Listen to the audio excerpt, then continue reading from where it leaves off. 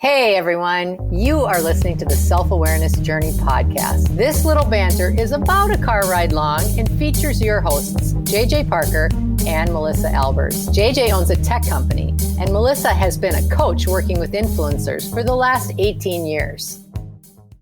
Well, the other week I needed to go to the gas station to fill up my car with gas because the next day I was having to play dad taxi and drive the kids all over the place. So I wanted to be ready, right?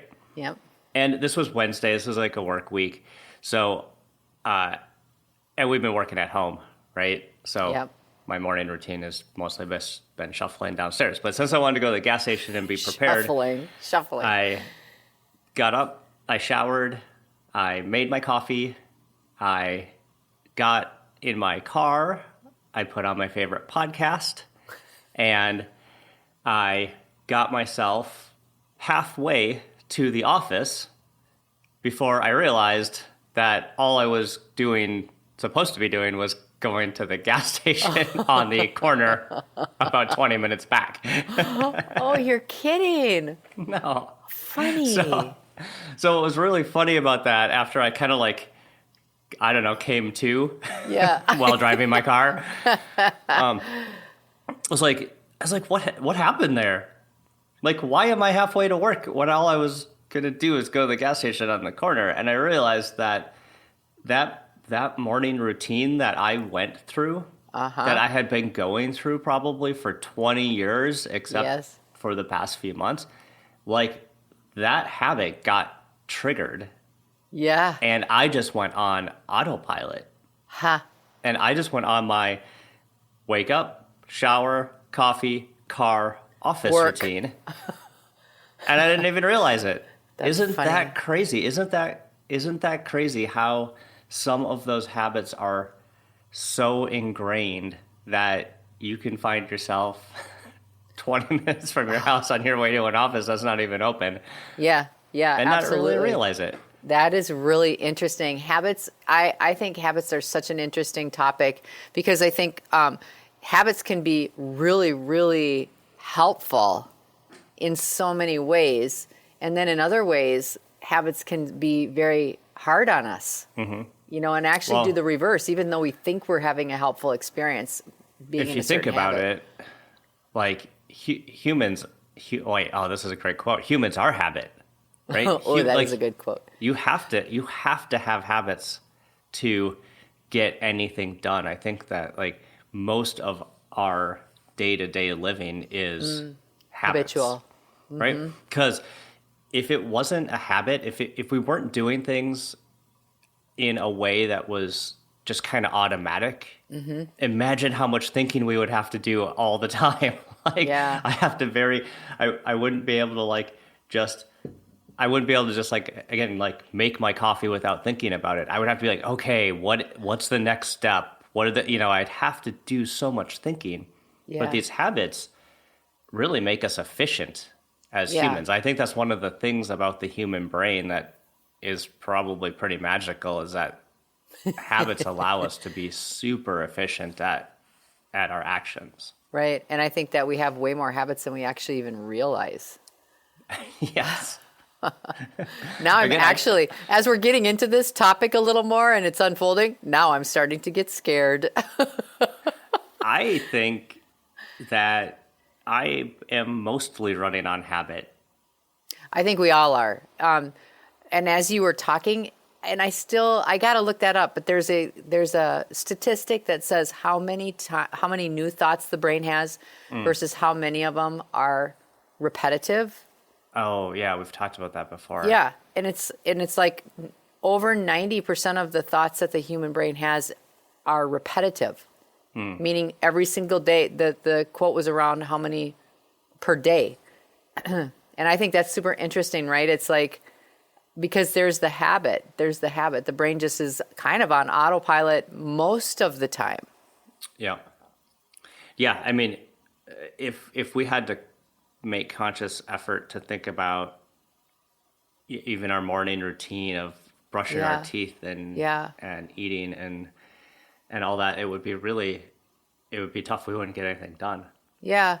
So so habits are awesome in that way, right? And Yeah. the other, if you start bringing some of that stuff to the extreme of habits, what I start thinking about is like,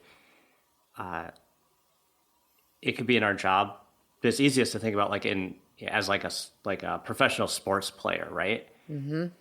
Professional athletes have practiced these actions over and over and over and over so many times, and they're so precise, and their habits on those actions are so dialed in that they're able to perform at these like unbelievable levels, these amazing levels. Yeah. Did you see that? Did you see that super cool program that was talking about professional athletes and how when they hook up all the like electrodes and stuff to the athlete's brain, whether the athlete is actually doing the task that they have practiced a million times, their habit, or if they just are thinking about it, like processing it, mentally picturing it, the brain fires in the exact same way.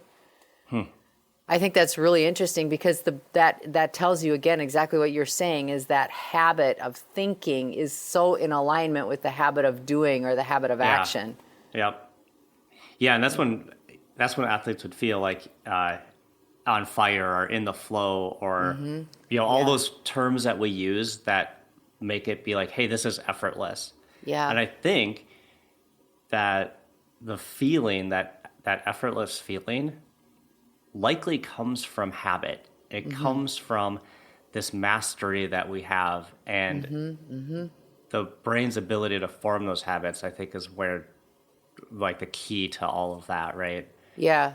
I mean, I think there's a lot of places in our lives where habits are very positive and very, very helpful. Like, I mean, just like being a parent, teaching children habits, like that can make, especially when you have very, very young children, having them be in routine and having them be in habitual activities gives them a sense of right and wrong, gives them sort of their fences about how they're supposed to be to stay safe, to stay clothed, to eat, to be in school, all those things. We're teaching habits that can be very, very helpful. Yeah. Yeah, I wonder if habits in some way was even like a primal survival tactic for humans. Yeah, right? That's really interesting. That's really interesting. And I think that you can tie habits to not just high performance with athletes, but you can have habits at work. Yes. That make you a high performer. Yep. You can have habits at work that help you be efficient and be at the top of your game. Yep, for sure. Yeah, I think those are really important. I mean, right, we're using the athlete example, but they definitely apply to all profession and art. Yeah, and I would say too, like I remember being a salesperson when I was really young, and going to classes, going to professional sales training on how to be a good salesperson. And if you think about it, like they were giving you one or two anchoring ideas that would be good practice to be a good salesperson and to have success and sell a lot. But what they were mostly doing is teaching you the habit of living in your day so that the things that you were doing were specifically targeted at being successful at sales. They were teaching you habits, teaching you ways of being. Like, for example, I had to keep a record of every single sale that I made every day in one of my jobs. And by doing that, then the administrator that was in our office that was my helper, she would tally those numbers at the end of the day too. And she would use that to either push me or to congratulate me on what that day looked like and compare it to what was expected for the rest of the week. So that habit of checking in more consistently helped because it would, otherwise, and when I first started, I didn't do a good job with that to the point where she actually sat me down and she said, you are not going to be successful unless you start doing some of these things. And that was one of them, because she said, if you don't stay up on that daily, you're never going to know by the end of the week if you've been successful or not. Yeah. So just that habit of checking every single day what my numbers were was a really important habit to learn. Yeah. Yeah, that's interesting. So I read a book called The Power of Habit, which I thought was pretty interesting a while back. It was by Charles Duhigg. And he talked a lot about, in the book, cue, routine, and reward. This is obviously, this is a more like mental, intellectual kind of book about habit. Sometimes we talk about, this was all about like the brain wiring and how the brain forms habits and like the science behind habits, right? But cue, routine, and reward. And that seems pretty simple, right? Like the way the brain forms habits is you get a cue, like, right? So give an example. Okay. Like a cue, your alarm goes off. Routine, I hit snooze 4 times. I know that cannot be true. Reward. I don't know what the reward for that is. I don't know, reward is I get to stay in my warm bed. But Q, you get hungry. Like all of a sudden your stomach goes, oh my gosh, I'm hungry. Right. It's 11:30. Yeah, or, again in the morning, Q, like I walk downstairs. Routine, I make coffee. Reward is I get to taste delicious warm coffee. Yeah. Right? And you get a caffeine hit. Don't forget that. Yeah, actually that's it, right? For coffee, it's the chemical caffeine hit. Totally. And all of us coffee drinkers are probably well aware of what happens when we don't get that little coffee reward in the morning. Right.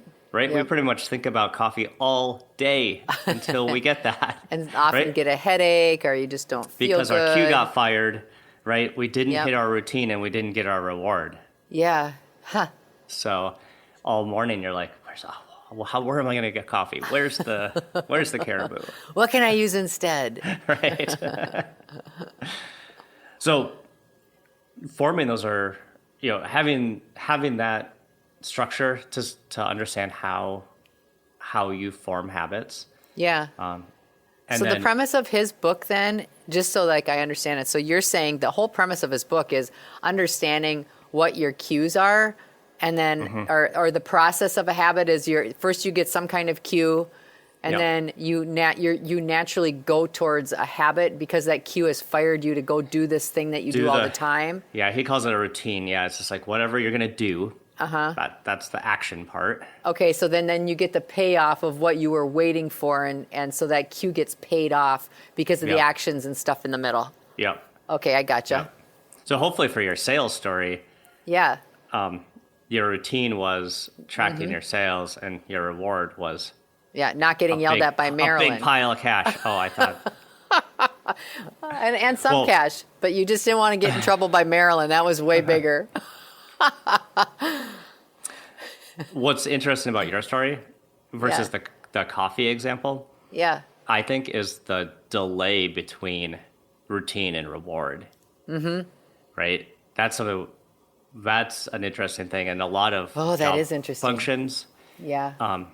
We need to have a habit to give us future success. Yep. But that reward actually doesn't come till way later. Yeah, that's such a good. I'm glad you noticed that, because you're right. The business is very much like that. Yeah, and it's really hard. It's really hard. You can see. I can pretty clearly see people in our organization that are able to deal with that super delayed gratification. Yeah. And some aren't. Yes, I'm not saying that's good or bad. It just is. Right? And I actually think it also has something to do with the personality traits of the individual. If you're of a high sense of urgency, you do want payoffs faster. Yeah, there was that test, like in the 50s with kids, called the marshmallow test. Oh yeah, I remember that. You hear about the marshmallow test, where they would put a marshmallow and a kid in a room and tell the kid not to eat the marshmallow with a two-way mirror. Yeah. And it would like gauge the kids' like ability to delay their gratification. Which I gotta just think was remember just that a little hoot to boy. watch. Oh my gosh, I just remember the little boy poking at the marshmallow, looking at it, and his eyes were really big, and he looked around, and you could just see his brain. Oh, anyway. Let's not get distracted on marshmallows. Yeah, too much. Too Okay. bad. Already distracted. The one thing I wanted to mention about the Power of Habit book, that the quote from it that I thought was the most helpful to me in understanding habit, he says, to change a habit, you must keep the old cue, deliver the old reward, but insert a new routine. Right? So the cue's going to happen. Right. You're going to keep the reward, but you're going to insert a new routine. So, for example, like I think about like drinking, like having an alcoholic beverage at night, right? Mm-hmm. The routine of, hey, I've had a long day, come home, have a beer, right? Mm-hmm. That is such a perfect example of this, because if you've been doing that for a long time, it's really hard to break that habit. Yeah. Right? Yep. Come home, have a beer. Yep. So you've got the cue, routine, and the reward with alcohol is like, again, just like coffee, right? It's like the chemical response. Your brain kind of gets chemically addicted to that. Yeah. Makes you feel more relaxed, or chills you out after you've been stressed or whatever. So that's a hard routine to break for a lot of people.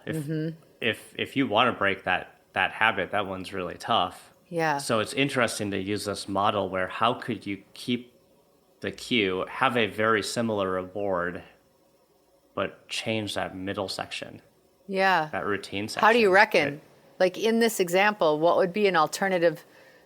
Do you have any idea? I'm just curious. Like that's an interesting one. Well, obviously that is going to be individual. Like that's going to be for each person, right? So like in this situation though, like what I'm just picturing to help expand on this idea a little bit is like you get home from work and you have this cue. It's like, oh, okay, I'm gonna pop open my Coors Light, right, or whatever it is. So when I've experimented with changing this habit personally, I have to still have something to drink, like, but I switch it. I'll switch it with tea, with like hot tea. I'll make hot tea. Okay. So I'm able to like have a cue. Yeah. Change the routine to drinking tea, not a beer. Yeah.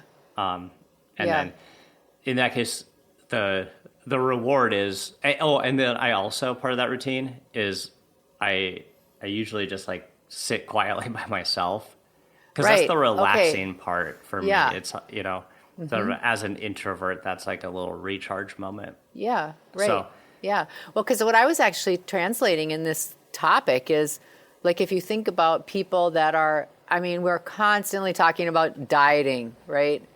Lose 10 pounds, blah, blah, blah, blah, blah, blah, blah. Everybody always talks about dieting. And I just start thinking about this example in that, because I think also when people come home from work, they may be very hungry. Yeah. And the cue is, I'm home, I'm going to put on my jammy pants, or I'm done with work, I'm going to turn my computer off and go upstairs or out of my office. And now it's time to be, quote, be at home and not working. So I'm going to do what I always do, which is start eating, and I'm going to eat whatever is handy, because I don't really have time to cook. But my routine is I have to have a snack right when I'm done working. Yep. So like in that situation, the example that you're giving would be sort of like you have the cue, you still want to do that. You slightly change the routine. So maybe, I don't know, maybe you have some alternative foods that are healthier. And the reward is you still get to unplug, sit at your island or your bar or your table and you still get to eat something, so your stomach isn't so hungry before you have dinner, but it's just making a different choice, maybe changing the routine a little bit up in the middle of that to the end result being slightly different, but still being the same kind of reward. Yeah. That's really interesting, because I think that there's a lot of times where we have these habits that we think are helpful, right? We have these ideas that if I just do this, I will feel better. If I just behave in this exact way every single time, I can compete against myself, or I can be better than anybody else if I just keep practicing these habits. Yeah. And then I think a lot of times, maybe not a lot of times, but often the habit can then flip and become something that's not very helpful. Yeah, that you're almost like more, let's say maybe dependent on, or it's just so ingrained that it's not serving you anymore. That's the interesting thing for me about habits, is that there's a lot of habits that, well, first, I think habits are surprisingly easy to develop. Yeah. I think they come on real easy, and they come on subtle, right? Like, oh, I did this once, twice, and the third time. Then you just like, it's just, the more you do it, the easier it is, the less you notice. And then all of a sudden, you're doing like the same thing for 3 years in a row. Yeah. And you can't get out of it no matter what. And then it's so ingrained, it's so hard to stop. Yeah. So I think that's really, so starting even though you don't maybe consciously start a habit, getting into a habit's easy, changing a habit's really hard. So it's an interesting kind of thing in life, right? Where it just slowly creeps on, but to stop it, it's real hard. Yeah. But the other thing about habits that I think is interesting is, how often do you just like stop and take like an inventory of all of the habits that you're doing in your daily life and say, oh, is this one, do I still want to keep doing this one, or do I want to stop that one and add a different one, right? No, you don't really do that. You're not really taking habit inventory. I actually think that would be maybe it would be interesting, or maybe it would make you feel not very good. Might be the second one. I don't know. But it would be interesting. That is an interesting exercise. Like, is this habit serving me?